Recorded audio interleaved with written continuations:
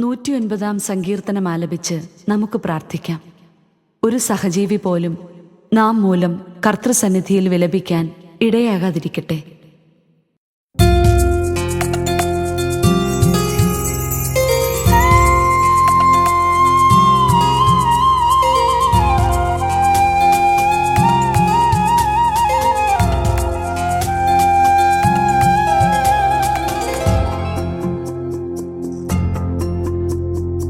ദൈവമേ, ഞാനങ്ങയെ സ്തുതിക്കുന്നു. അവിടുന്ന് മൗനമായിരിക്കരുതേ. എന്തെന്നാൽ ദുഷ്ടതയും വഞ്ചനയും നിറഞ്ഞവായി എൻ്റെ നേരെ തുറന്നിരിക്കുന്നു. അത് എനിക്കെതിരെ വ്യാജം പറയുന്നു.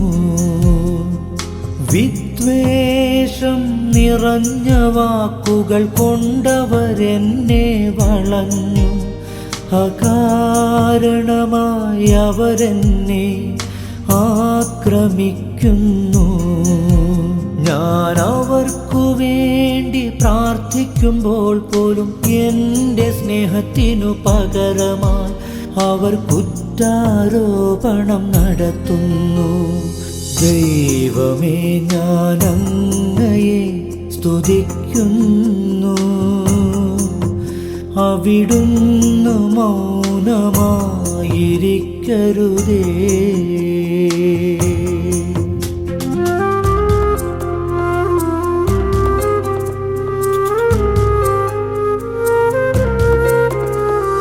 നന്മയ്ക്കു പകരം തിന്മയും സ്നേഹത്തിനു പകരം വിദ്വേഷവും അവരെനിക്കു തരുന്നു. അവനെതിരെ ഒരു ദുഷ്ടനെ നിയോഗിക്കണമേ. നീചൻ അവന്റെ മേൽ കുറ്റം ആരോപിക്കട്ടെ. വിചാരണയിൽ അവൻ കുറ്റക്കാരനായി കാണപ്പെടട്ടെ. അവന്റെ പ്രാർത്ഥന പാപമായി പരിഗണിക്കപ്പെടട്ടെ. അവന്റെ നാളുകൾ ചുരുങ്ങിപ്പോകട്ടെ. അവന്റെ വസ്തുവകകൾ മറ്റൊരുവൻ അപഹരിക്കട്ടെ. ദൈവമേ, ഞാനങ്ങയെ സ്തുതിക്കുന്നു. അവിടുന്ന് മൗനമായിരിക്കരുതേ.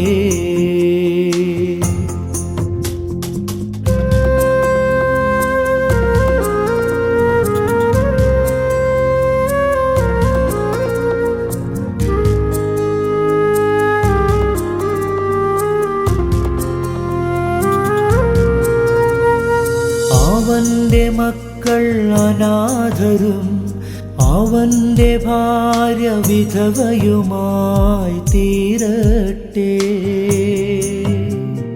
അവന്റെ മക്കൾ അലഞ്ഞു നടന്നു ഭിക്ഷയാചിക്കട്ടെ. അവർ വസിക്കുന്ന നഷ്ടശിഷ്ടങ്ങളിൽ നിന്നവർ ആട്ടിയോടിക്കപ്പെടട്ടെ. കടക്കാർ അവന്റെ സ്വത്തു പിടിച്ചെടുക്കട്ടെ. അവന്റെ അധ്വാനത്തിന്റെ ഫലങ്ങൾ അന്യർ കൊള്ളയടിക്കട്ടെ.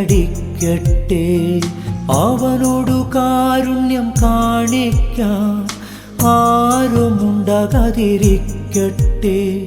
അവന്റെ അനാഥരായ മക്കളോട് ആർക്കും അലിവ് തോന്നാതിരിക്കട്ടെ.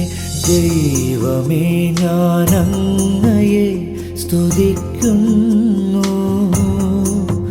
അവിടുന്ന് മൗനമായിരിക്കരുതേ.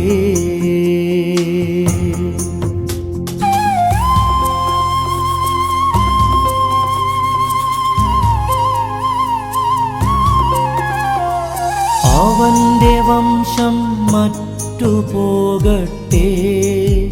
രണ്ടാം തലമുറയിൽ അവൻ്റെ പേര് മാഞ്ഞു പോകട്ടെ. അവൻ്റെ പിതാക്കന്മാരുടെ അകൃത്യങ്ങൾ കർത്താവിൻ്റെ സന്നിധിയിൽ ഓർമ്മിക്കപ്പെടട്ടെ. അവൻ്റെ മാതാവിൻ്റെ പാപം മാഞ്ഞു പോകാതിരിക്കട്ടെ. അവ നിരന്തരം കർത്താവിൻ്റെ മുമ്പാകെ ഉണ്ടായിരിക്കട്ടെ. അവൻ്റെ സ്മരണ ഭൂമിയിൽ നിന്ന് വിച്ഛേദിക്കപ്പെടട്ടെ. എന്തെന്നാൽ കരുണ കാണിക്കാൻ അവനോർത്തില്ല.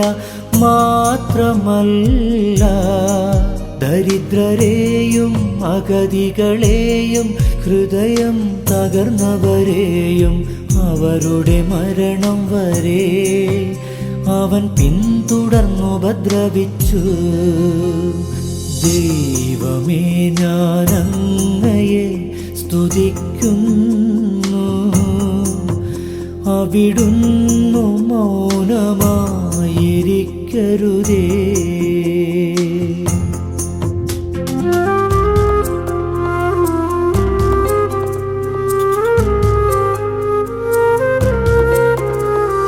ശപിക്കുക അവന് ഇഷ്ടമായിരുന്നു. ശാപങ്ങൾ അവൻ്റെ മേൽ നിപതിക്കട്ടെ. അനുഗ്രഹിക്കാൻ അവൻ ഇഷ്ടപ്പെട്ടില്ല. അത് അവനിൽ നിന്നകന്നു നിൽക്കട്ടെ. വസ്ത്രമെന്ന പോലെ അവൻ ശാപമണിഞ്ഞു. അതു ജലം പോലെ അവൻ്റെ ശരീരത്തിലും എണ്ണ പോലെ അവൻ്റെ അസ്ഥികളിലും കിനിഞ്ഞിറങ്ങട്ടെ. അത് അവനണിയുന്ന അങ്കി പോലെയും നിത്യം ധരിക്കുന്ന അരപ്പട്ട പോലെയും ആയിരിക്കട്ടെ. എനിക്കെതിരായി തിന്മ സംസാരിക്കുകയും എൻ്റെ മേൽ കുറ്റമാരോപിക്കുകയും ചെയ്യുന്നവർക്ക് കർത്താവിൽ നിന്നുള്ള പ്രതിഫലമിതായിരിക്കട്ടെ. ദൈവമേ, ഞാൻ അങ്ങയെ സ്തുതിക്കുന്നു. അവിടുന്നു മൗനമായിരിക്കരുതേ.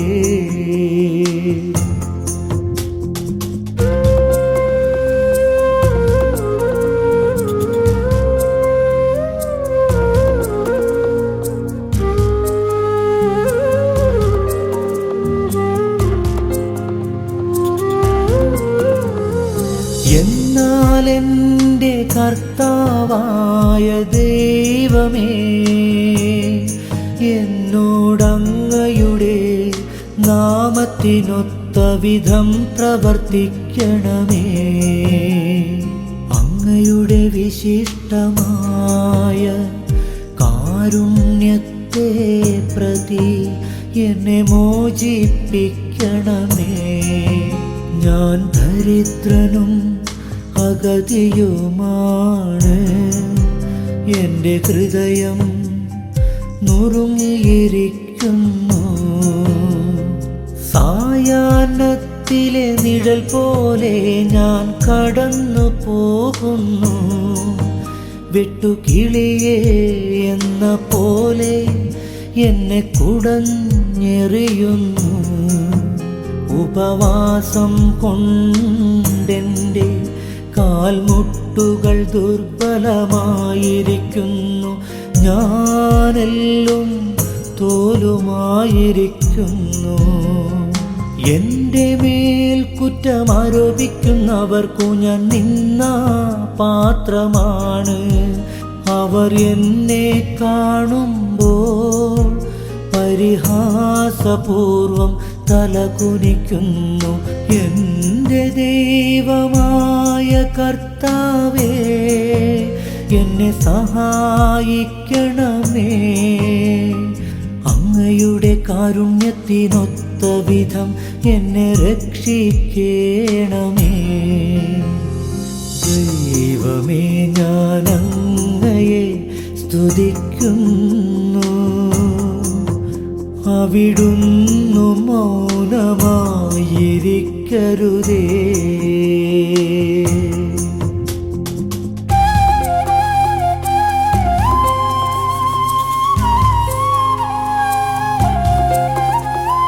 കർത്താവേ, ഇത് അങ്ങയുടെ കരമാണെന്നും അവിടുന്നാണിതു ചെയ്തതെന്നും അവരറിയട്ടെ. അവർ ശപിച്ചു കൊള്ളട്ടെ, എന്നാൽ അവിടുന്ന് അനുഗ്രഹിക്കണമേ. എൻ്റെ എതിരാളികൾ ലജ്ജിതരാകട്ടെ. അങ്ങയുടെ ദാസൻ സന്തുഷ്ടനാകട്ടെ. എന്നിൽ കുറ്റമാരോപിക്കുന്നവർ അപമാനം ധരിക്കട്ടെ. അതു പുതപ്പെന്ന പോലെ അവരെ പൊതിയട്ടെ. എൻ്റെ അധരങ്ങൾ കർത്താവിനേറെ കൃതജ്ഞതയർപ്പിക്കും. ജനക്കൂട്ടത്തിൻ്റെ നടുവിൽ ഞാൻ അവിടുത്തെ പ്രകീർത്തിക്കും. മരണശിക്ഷയ്ക്കു വിധിക്കുന്നവരിൽ നിന്നു രക്ഷിക്കാൻ അഗതിയുടെ വലത്തുവശത്ത് അവിടുന്നു നിൽക്കും. ദൈവമേ, ഞാൻ അങ്ങയെ സ്തുതിക്കുന്നു. അവിടുന്നു മൗനമായിരിക്കരുതേ.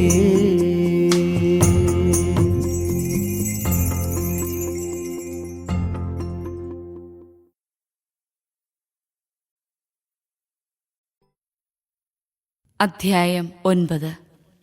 എലീശ പ്രവാചകൻ പ്രവാചകഗണത്തിൽ ഒരുവനെ വിളിച്ചു പറഞ്ഞു, അരമുറുക്കി ഒരു പാത്രം തൈലമെടുത്ത് റാമോത്ത് ഗിലെയാദിലേക്ക് പോവുക. അവിടെ എത്തി നിംഷിയുടെ പൗത്രനും യഹോഷാഫാത്തിന്റെ പുത്രനുമായ യേഹുവിനെ അന്വേഷിക്കുക. അവനെ ഒറ്റയ്ക്ക് ഉള്ളറയിലേക്ക് വിളിച്ചുകൊണ്ടുപോവുക. അവന്റെ തലയിൽ തൈലം ഒഴിച്ചുകൊണ്ട് പറയുക, കർത്താവ് അരുളിച്ചെയ്യുന്നു, ഇസ്രായേലിന്റെ രാജാവായി ഞാൻ നിന്നെ അഭിഷേകം ചെയ്യുന്നു. പിന്നെ അവിടെ നിൽക്കാതെ വാതിൽ തുറന്ന് ഓടുക. പ്രവാചകഗണത്തിൽപ്പെട്ട ആ യുവാവ് റാമോത്ത് ഗിലെയാദിലേക്ക് പോയി. അവൻ അവിടെ ചെന്നപ്പോൾ സൈന്യാധിപന്മാർ സഭ കൂടിയിരിക്കുകയായിരുന്നു. അവൻ പറഞ്ഞു, സേനാധിപനെ ഒരു സന്ദേശം അറിയിക്കാനുണ്ട്. യേഹു ചോദിച്ചു, ഞങ്ങളിൽ ആർക്കാണ് സന്ദേശം? അവൻ പറഞ്ഞു, സേനാധിപ, അങ്ങേക്കു തന്നെ. അവൻ എഴുന്നേറ്റ് വീട്ടിനുള്ളിലേക്ക് കടന്നു. യുവാവ് തൈലം അവന്റെ ശിരസിൽ ഒഴിച്ചുകൊണ്ട് പറഞ്ഞു, ഇസ്രായേലിന്റെ ദൈവമായ കർത്താവ് അരുളി ചെയ്യുന്നു, ഞാൻ നിന്നെ കർത്താവായ ജനമായ ഇസ്രായേലിന്റെ മേൽ രാജാവായി അഭിഷേകം ചെയ്യുന്നു. നീ നിന്റെ യജമാനനായ ആഹാബിന്റെ ഭവനത്തെ നശിപ്പിക്കണം. അങ്ങനെ ഞാൻ എൻ്റെ പ്രവാചകന്മാരുടെയും മറ്റ് ദാസന്മാരുടെയും രക്തത്തിന് ജസബേലിനോട് പ്രതികാരം ചെയ്യും. ആഹാബു ഗൃഹം നശിക്കും. ആഹാബിന്റെ ഭവനത്തിന് ഇസ്രായേലിലുള്ള സ്വതന്ത്രനോ അടിമയോ ആയ സകല പുരുഷന്മാരെയും ഞാൻ സംഹരിക്കും. ആഹാബിന്റെ ഭവനത്തെ നെബാത്തിന്റെ പുത്രനായ ജെറോബോവാമിന്റെ ഭവനം പോലെയും അഹിയായുടെ പുത്രനായ ബാഷായുടെ ഭവനം പോലെയും ആക്കി തീർക്കും. ജസബേലിനെ നായ്ക്കൾ ജസ്രേലിന്റെ അതിർത്തിക്കുള്ളിൽ വെച്ച് ഭക്ഷിക്കും. ആരും അവളെ സംസ്കരിക്കുകയില്ല. അനന്തരം അവൻ വാതിൽ തുറന്ന് ഓടിപ്പോയി. യേഹു തന്റെ യജമാനന്റെ സേവകന്മാരുടെ അടുത്ത് വന്നപ്പോൾ അവർ ചോദിച്ചു, എന്താണ് വിശേഷം? ആ ഭ്രാന്തൻ എന്തിനാണ് നിന്റെ അടുത്ത് വന്നത്? അവൻ പ്രതിവചിച്ചു, അവനും അവന്റെ സംസാര രീതിയും നിങ്ങൾക്ക് പരിചിതമാണല്ലോ.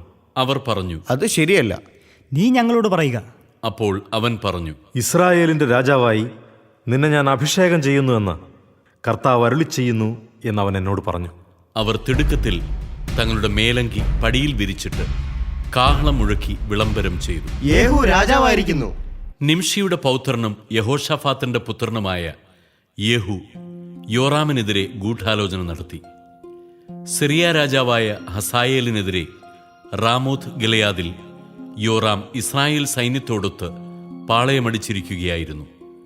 എന്നാൽ സിറിയ രാജാവായ ഹസായേലുമായുണ്ടായ യുദ്ധത്തിൽ സിറിയാക്കാർ ഏൽപ്പിച്ച മുറിവുകൾ സുഖപ്പെടുത്താനായി യോറാം രാജാവ് ജസ്രേലിലേക്ക് മടങ്ങി വന്നിരുന്നു.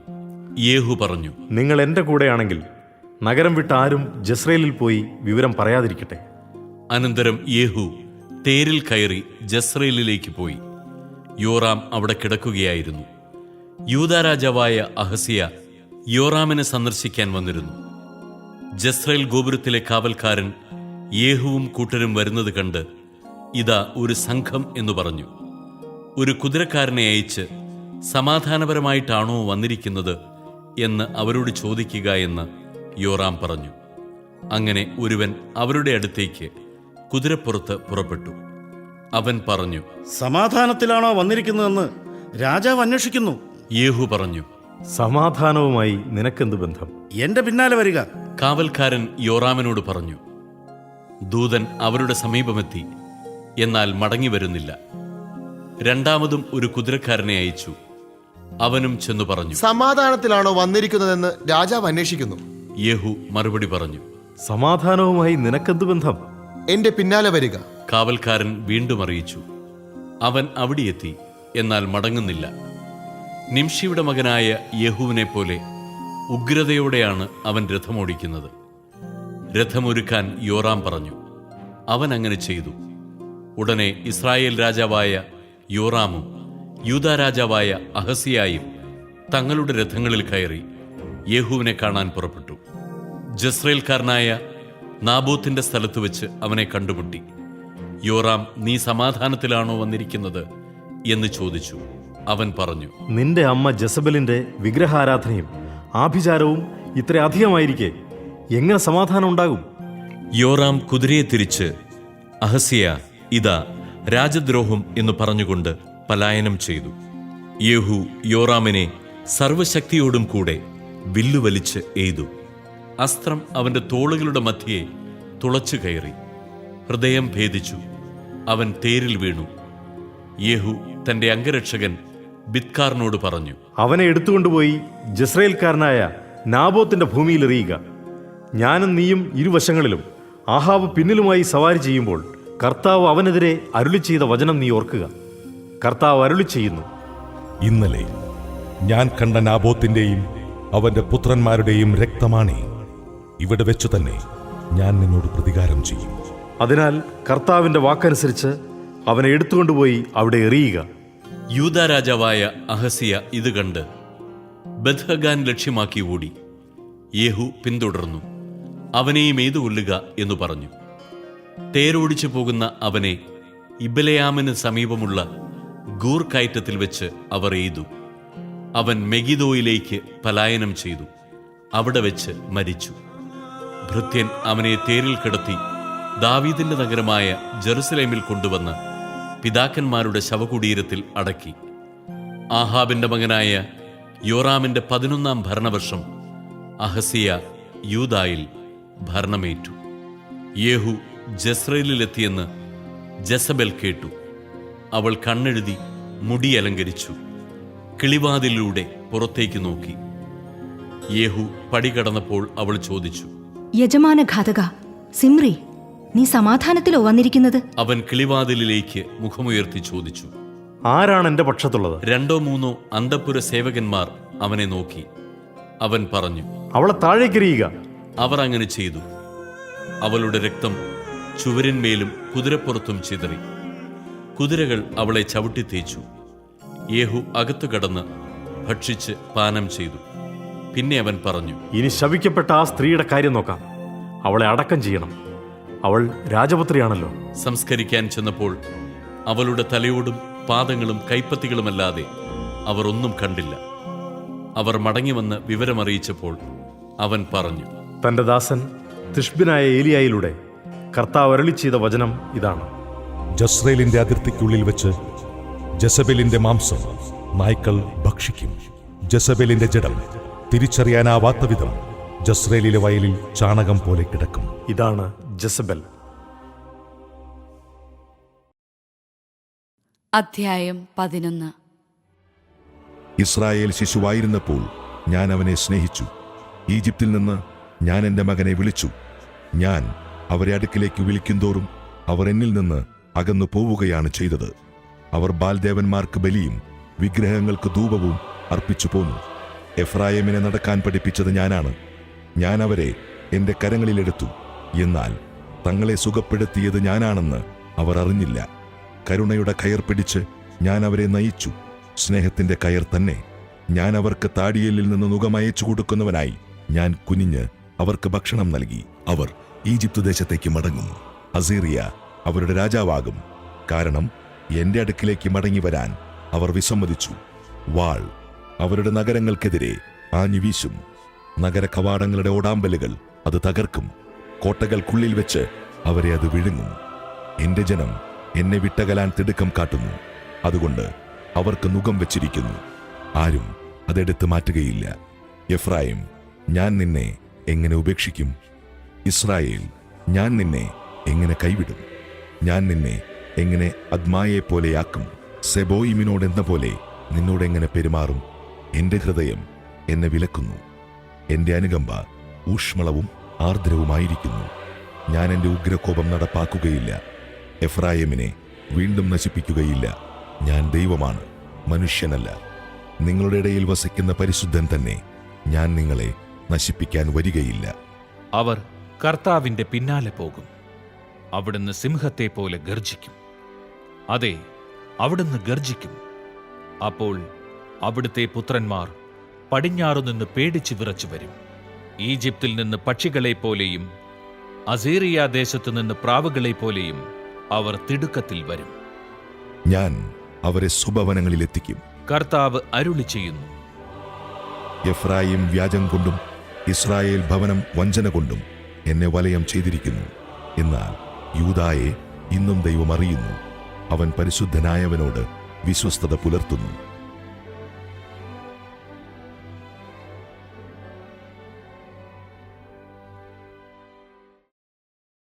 അധ്യായം 12. എഫ്രായിം കാറ്റിനെ മേയ്ക്കുന്നു. ദിവസം മുഴുവൻ കിഴക്കൻ കാറ്റിനെ അനുധാവനം ചെയ്യുന്നു. അവർ വ്യാജവും അക്രമവും വർദ്ധിപ്പിക്കുന്നു. അസീറിയായുമായി ഉടമ്പടി ചെയ്യുന്നു. ഈജിപ്തിലേക്ക് എണ്ണ കൊണ്ടുപോകുന്നു. കർത്താവിന് യൂദായ്ക്കെതിരെ ഒരു ആരോപണമുണ്ട്. യാക്കോബിനെ അവന്റെ മാർഗങ്ങൾക്കനുസൃതമായി അവിടുന്ന് ശിക്ഷിക്കും. അവന് പ്രവൃത്തികൾക്ക് തക്ക പ്രതിഫലം നൽകും. ഉദരത്തിൽ വച്ച് അവൻ സഹോദരന്റെ കുതികാൽ പിടിച്ചു. പുരുഷപ്രായമായപ്പോൾ അവൻ ദൈവത്തോട് പൊരുതി. അവൻ ദൈവദൂതനോട് പൊരുതി ജയിച്ചു. കരഞ്ഞ് അവന്റെ അനുഗ്രഹം യാചിച്ചു. ബഥേലിൽ വച്ച് അവൻ ദൈവത്തെ ദർശിച്ചു. അവിടെ വച്ച് ദൈവം അവനോട് സംസാരിച്ചു. സൈന്യങ്ങളുടെ ദൈവമായ കർത്താവ്, കർത്താവെന്നാണ് അവിടുത്തെ നാമം. ആകയാൽ നിന്റെ ദൈവത്തിന്റെ സഹായത്തോടെ തിരിച്ചു വരിക. നീതിയും സ്നേഹവും മുറുകെ പിടിക്കുക. നിന്റെ ദൈവത്തിനു വേണ്ടി നിരന്തരം കാത്തിരിക്കുക. കയ്യിൽ കള്ളത്തുലാസുള്ള വ്യാപാരി മർദ്ദനപ്രിയനാണ്. എഫ്രായിം പറഞ്ഞു, ഞാൻ ധനവാനാണ്, ഞാൻ എനിക്ക് വേണ്ടി ധനം സമ്പാദിച്ചു. എന്നാൽ അവന്റെ സമ്പത്ത് എല്ലാം കൊടുത്താലും അവന്റെ തിന്മയ്ക്ക് പരിഹാരമാവുകയില്ല. നീ ഈജിപ്ത് ദേശത്തായിരുന്ന നാൾ മുതൽ ഞാനാണ് നിന്റെ ദൈവമായ കർത്താവ്. പഴയ നാളുകളിൽ എന്ന പോലെ നിങ്ങളെ ഞാൻ വീണ്ടും കൂടാരങ്ങളിൽ വസിപ്പിക്കും. ഞാൻ പ്രവാചകന്മാരോട് സംസാരിച്ചു. ദർശനത്തിനുമേൽ ദർശനമരുളിയതും പ്രവാചകന്മാർ വഴി അന്യാപദേശങ്ങൾ നൽകിയതും ഞാനാണ്. ഗിലയാദിൽ അകൃത്യമില്ലേ? അവർ ശൂന്യതയിലാഴും. ഗിൽഗാലിൽ അവർ കാളകളെ ബലികഴിക്കുന്നില്ലേ? അവരുടെ ബലിപീഠങ്ങൾ വയലിലെ ഉഴവുചാലിലുള്ള കൽക്കൂമ്പാരങ്ങൾ പോലെ ആയിത്തീരും. യാക്കോബ് ആരാം ദേശത്തേക്ക് പലായനം ചെയ്തു. അവിടെ ഇസ്രായേൽ ഭാര്യയെ നേടാൻ വേണ്ടി ജോലി ചെയ്തു. ഭാര്യയെ സമ്പാദിക്കാൻ വേണ്ടി അവൻ ആടുകളെ മേയിച്ചു. ഒരു പ്രവാചകൻ വഴി കർത്താവ് ഇസ്രായേലിനെ ഈജിപ്തിൽ നിന്ന് കൊണ്ടുവന്നു. ഒരു പ്രവാചകനാൽ അവർ സംരക്ഷിക്കപ്പെടുകയും ചെയ്തു. എഫ്രായിം കഠിനമായ പ്രകോപനമുണ്ടാക്കി. ആകയാൽ രക്തത്തിനുള്ള ശിക്ഷ കർത്താവ് അവന്റെ മേൽ ചൊരിയും. അവന്റെ നിന്ദനങ്ങൾ അവനിലേക്ക് തന്നെ തിരിച്ചു ചെല്ലും.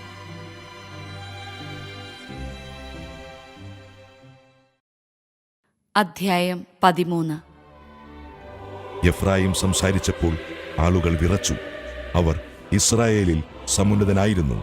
എന്നാൽ ബാൽ നിമിത്തം അവൻ പാപം ചെയ്തു. അവൻ മരിച്ചു. അവർ ഇപ്പോൾ കൂടുതൽ കൂടുതൽ പാപം ചെയ്യുന്നു. തങ്ങൾക്ക് വേണ്ടി വാർപ്പ് വിഗ്രഹങ്ങൾ നിർമ്മിക്കുന്നു, വെള്ളികൊണ്ട് വിദഗ്ധമായി നിർമ്മിച്ച ബിംബങ്ങൾ. അവയെല്ലാം ശില്പിയുടെ കരവേല മാത്രം. അവയ്ക്ക് ബലിയർപ്പിക്കാൻ അവർ ആവശ്യപ്പെടുന്നു. മനുഷ്യർ കാളക്കുട്ടികളെ ചുംബിക്കുന്നു. അതുകൊണ്ട് അവർ പ്രഭാതത്തിലെ മൂടൽമഞ്ഞു പോലെയോ മെതിക്കളത്തിൽ നിന്ന് പറത്തിക്കളയുന്ന പതിരുപോലെയോ പുകക്കുഴലിൽ നിന്നുയരുന്ന പുക പോലെയോ ആയിത്തീരും. നീ ഈജിപ്ത് ദേശത്തായിരുന്ന നാൾ മുതൽ നിന്റെ ദൈവമായ കർത്താവ് ഞാനാണ്. എന്നെയല്ലാതെ മറ്റൊരു ദൈവത്തെ നീ അറിയുന്നില്ല. ഞാനല്ലാതെ മറ്റൊരു രക്ഷകനില്ല. മരുഭൂമിയിൽ വെച്ച് വരണ്ട ദേശത്ത് വെച്ച് നിന്നെ അറിഞ്ഞത് ഞാനാണ്. എന്നാൽ അവർ ഭക്ഷിച്ചു തൃപ്തരായപ്പോൾ അവരുടെ ഹൃദയം അഹങ്കരിക്കുകയും അവർ എന്നെ വിസ്മരിക്കുകയും ചെയ്തു. ആകയാൽ ഞാൻ അവർക്ക് ഒരു സിംഹത്തെപ്പോലെ ആയിരിക്കും. പുള്ളിപ്പുലിയെപ്പോലെ വഴിയരികിൽ ഞാൻ പതിയിരിക്കും. കുഞ്ഞുങ്ങൾ അപഹരിക്കപ്പെട്ട കരടിയെപ്പോലെ ഞാൻ അവരുടെ മേൽ ചാടിവീഴും. അവരുടെ മാറിടം ഞാൻ വലിച്ചു കീറും. സിംഹത്തെപ്പോലെ ഞാൻ അവിടെ വെച്ച് അവരെ വിഴുങ്ങും. വന്യമൃഗത്തെപ്പോലെ അവരെ ഞാൻ ചീന്തിക്കളയും. ഇസ്രായേൽ, നിന്നെ ഞാൻ നശിപ്പിക്കും. ആർക്ക് നിന്നെ സഹായിക്കാൻ കഴിയും? നിന്നെ രക്ഷിക്കാൻ നിന്റെ രാജാവെവിടെ? നിന്നെ സംരക്ഷിക്കാൻ പ്രഭുക്കന്മാരെവിടെ? എനിക്ക് രാജാവിനെയും പ്രഭുക്കന്മാരെയും തരുക എന്നു നീ ആരെക്കുറിച്ചു പറഞ്ഞുവോ? അവർ എവിടെ? എന്റെ കോപത്തിൽ നിനക്ക് ഞാൻ രാജാക്കന്മാരെ തന്നു. എന്റെ ക്രോധത്തിൽ ഞാൻ അവരെ നീക്കം ചെയ്തു. എഫ്രായിമിന്റെ അകൃത്യങ്ങൾ രേഖപ്പെടുത്തിയിട്ടുണ്ട്. അവന്റെ പാപത്തിന്റെ കണക്ക് സൂക്ഷിച്ചിട്ടുണ്ട്. അവനു വേണ്ടിയുള്ള ഈറ്റുനോവ് തുടങ്ങി. പക്ഷേ അവൻ ബുദ്ധിഹീനനായ ശിശുവാണെന്ന് തെളിയിച്ചു. അവൻ യഥാസമയം പുറത്തേക്ക് വരുന്നില്ല. പാതാളത്തിന്റെ പിടിയിൽ നിന്ന് ഞാൻ അവരെ വിടുവിക്കുകയോ മരണത്തിൽ നിന്ന് ഞാൻ അവർക്ക് മോചനമരുളുകയോ? മരണമേ, നിന്റെ മഹാമാരികൾ എവിടെ? പാതാളമേ, നിന്റെ സംഹാരമെവിടെ? അനുകമ്പ എന്റെ കണ്ണിൽ നിന്നും അപ്രത്യക്ഷമായിരിക്കുന്നു. ഞാങ്ങണ പോലെ അവൻ തഴച്ചു വളർന്നാലും കിഴക്കൻ കാറ്റ്, കർത്താവിന്റെ കാറ്റ് മരുഭൂമിയിൽ നിന്ന് ഉയർന്നുവരും. അവന്റെ നീരുറവ വറ്റിപ്പോകും. അവന്റെ അരുവി വരണ്ടുപോകും. അത് അവന്റെ ഭണ്ഡാരത്തിൽ വിലപിടിപ്പുള്ളതെല്ലാം കവർന്നെടുക്കും. സമരിയ തന്റെ തെറ്റിന് ശിക്ഷ ഏൽക്കണം. അവൾ തന്റെ ദൈവത്തെ ധിക്കരിച്ചു. അവർ വാളിനിരയാകും. അവരുടെ കുഞ്ഞുങ്ങളെ നിലത്തടിച്ചു കൊല്ലും. അവരുടെ ഗർഭിണികളെ കുത്തിപ്പിളരും.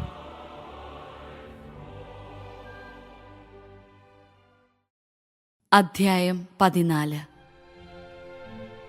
ഇസ്രായേൽ, നിന്റെ ദൈവമായ കർത്താവിങ്കിലേക്ക് തിരിച്ചു വരിക.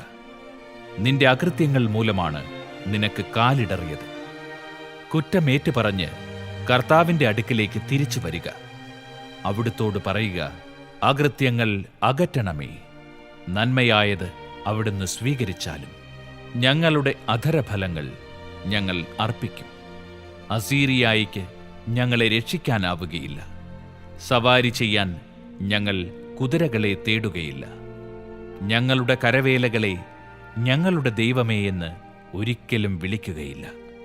അനാഥർ അങ്ങയിൽ കാരുണ്യം കണ്ടെത്തുന്നു. ഞാൻ അവരുടെ അവിശ്വസ്തതയുടെ മുറിവ് ഉണക്കും. ഞാൻ അവരുടെ മേൽ സ്നേഹം ചൊരിയും. കാരണം അവരോടുള്ള എന്റെ കോപം അകന്നിരിക്കുന്നു. ഇസ്രായേലിന് ഞാൻ തുഷാര ബിന്ദു പോലെയായിരിക്കും. ലില്ലി പോലെ അവൻ പുഷ്പിക്കും. ഇലവ് പോലെ അവൻ വേരുറപ്പിക്കും. അവന്റെ ശാഖകൾ പടർന്ന് പന്തലിക്കും. അവന് ഒലീവിന്റെ മനോഹാരിതയും ലെബനോന്റെ പരിമളവും ഉണ്ടായിരിക്കും. അവർ തിരിച്ചുവന്ന് എന്റെ തണലിൽ വസിക്കും. പൂന്തോട്ടം പോലെ അവർ പുഷ്പിക്കും. ലെബനോനിലെ വീഞ്ഞുപോലെ അവർ സൗരഭ്യം പരത്തും. എഫ്രായിം, വിഗ്രഹങ്ങളുമായി നിനക്കെന്ത് ബന്ധം? നിനക്കുത്തരമരുളുന്നതും നിന്നെ സംരക്ഷിക്കുന്നതും ഞാനാണ്. നിത്യഹരിതമായ സരളമരം പോലെയാണ് ഞാൻ. നിനക്ക് ഫലം തരുന്നത് ഞാനാണ്. ജ്ഞാനമുള്ളവൻ ഇക്കാര്യങ്ങൾ മനസ്സിലാക്കട്ടെ. വിവേകമുള്ളവൻ ഇക്കാര്യങ്ങൾ അറിയട്ടെ. കർത്താവിന്റെ വഴികൾ ഋജുവാണ്. നീതിമാന്മാർ അതിലൂടെ ചരിക്കുന്നു. പാപികൾ അവയിൽ കാലിടറി വീഴുന്നു.